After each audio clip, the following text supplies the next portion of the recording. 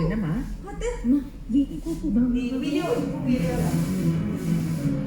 பாருங்க, இந்த நோட்டு தேவை கடைக்கு போயிருக்கு.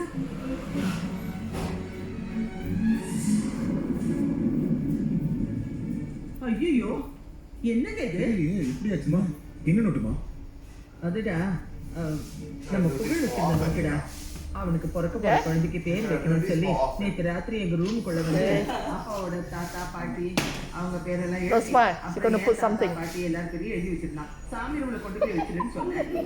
என்னன்னா எழுதி போயிட்டு Don't smile, it's gonna go in your mouth.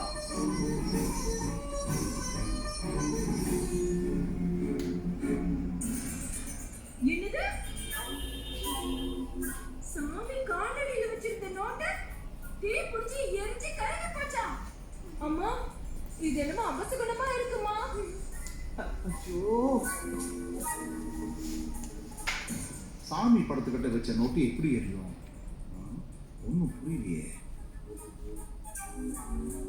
ஆமாமா, விளக்கு கூட சரிஞ்சு விழல. ஆனா நோட்டு கருகி இருக்கு. எப்படின்னு தெரியலையே.